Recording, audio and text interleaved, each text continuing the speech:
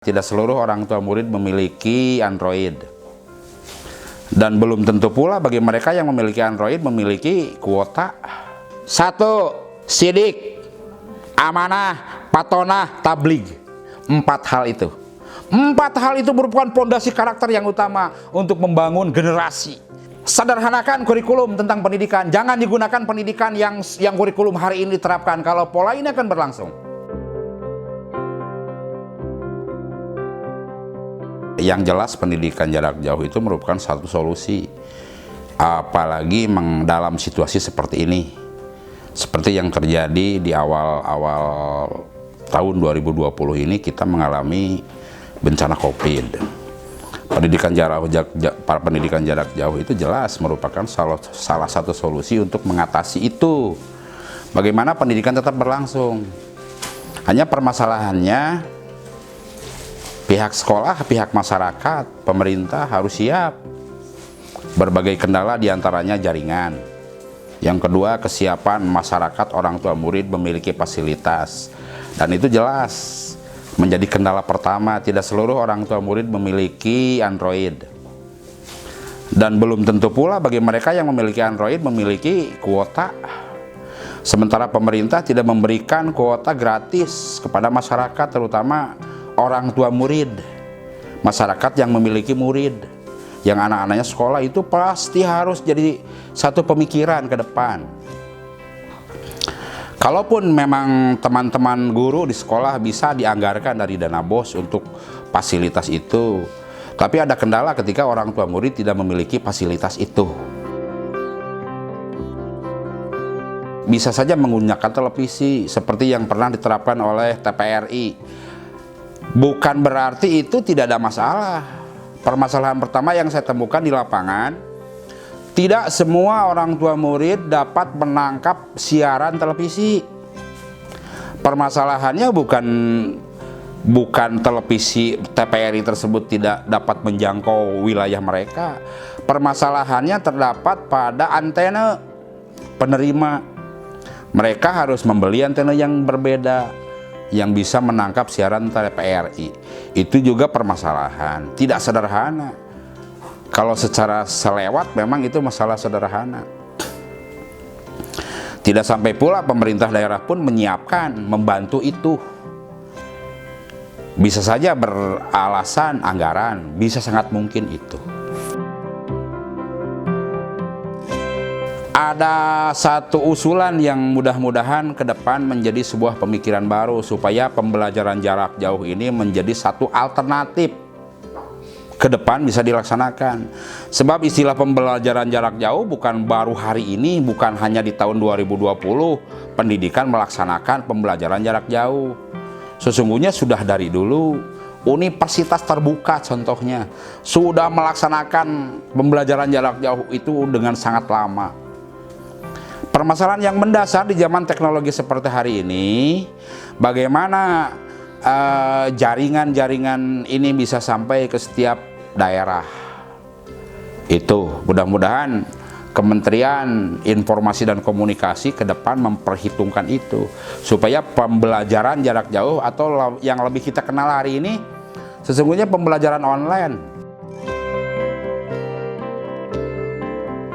Pendidikan karakter memang salah satu permasalahan yang cukup mendasar bagi para guru ketika dilaksanakan pendidikan online atau pendidikan jarak jauh ini. Kenapa? Pendidikan karakter itu bukan hanya dibentuk oleh keluarga. Bukan hanya, memang pondasinya tetap berada dalam lingkungan keluarga. Tetapi harus diingat bahwa anak itu perlu bersosialisasi dengan tetangga, dengan lingkungan sekitar. Salah satu contoh yang paling mungkin interaksi sosial terjadi itu di sekolah. Ketika anak-anak berada pada jam sekolah, pada hari-hari sekolah, pada jam-jam pembelajaran sekolah, itu pembelajaran itu bisa dikemas untuk pembelajaran karakter tadi, sehingga pembentukan individu dalam lingkungan sosial itu bisa sangat mungkin untuk terjadi dan bisa dikontrol oleh para guru. Untuk itu ada kendala, ada hal yang terkendala kalau hanya mengandalkan pendidikan online. Mudah-mudahan pada tahun ajaran baru ini antara Juli Desember, mudah-mudahan ada konsep yang bisa ditawarkan kepada sekolah untuk sekolah bisa melakukan pembelajaran secara tatap muka dengan catatan standar kesehatan itu tetap ditempuh. Saya ambil contoh, mudah-mudahan ini jadi satu pemikiran esok lusa bisa diterapkan kalau ini baik.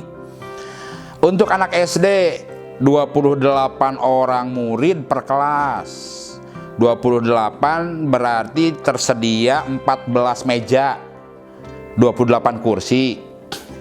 Kalaulah satu meja satu murid, berarti kan satu kelas menampung 14 murid.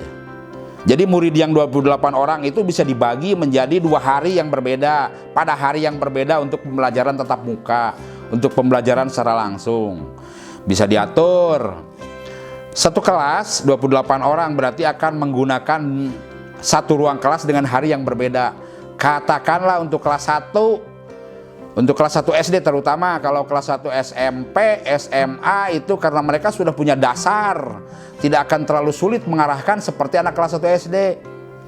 Anak-anak kelas 1 SD itu tetap harus bertemu dengan gurunya.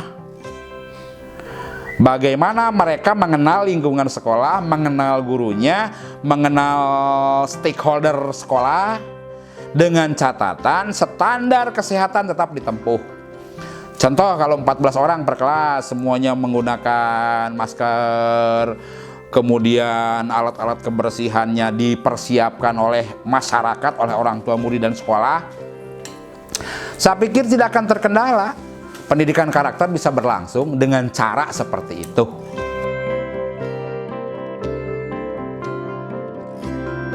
Dari sekian banyak indikator karakter, itu bisa diringkas menjadi 4. Terutama teman-teman guru muslim ini akan sangat paham tentang ini. 1. Sidik, amanah, patonah, tabligh. 4 hal itu. 4 hal itu merupakan pondasi karakter yang utama untuk membangun generasi. Mudah-mudahan teman-teman guru paham dengan hal itu dan bisa diimplementasikan dalam kondisi yang nyata. Contoh, pendidikan karakter untuk kejujuran, untuk jujur, bisa dibangun secara nyata. Bukan hanya sebuah cerita, bukan hanya sebuah narasi, bukan hanya sebuah literasi, tapi diimplementasikan dalam konteks yang nyata. Bagaimana perbuatan jujur itu bisa dikemas, bisa dilaksanakan. Apakah dengan sosiodrama, ataukah dengan drama, atau dengan praktek-praktek yang lain. Teman-teman guru itu saya sangat yakin kaya dengan metodologi untuk pembelajaran itu.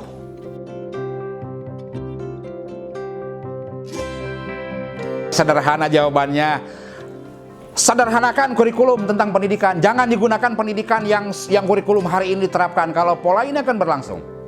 Harus disederhanakan.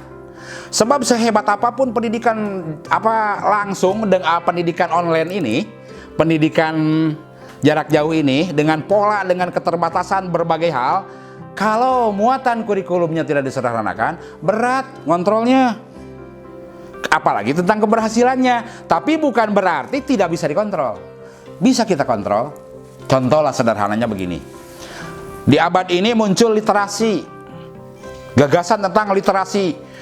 Kalaulah terjadi kesepakatan seluruh sekolah, seluruh masyarakat, seluruh orang tua murid, setiap hari literasi saja yang digarap, bisa dikontrol dengan sangat efektif. Tidak terlalu sulit, seluruh muatan kurikulum sudah masuk dalam literasi. Tinggal masalahnya, siap tidak kita menggalakkan literasi? Salah satu model pembelajaran yang bisa mengatasi permasalahan hari ini, saya usulkan literasi.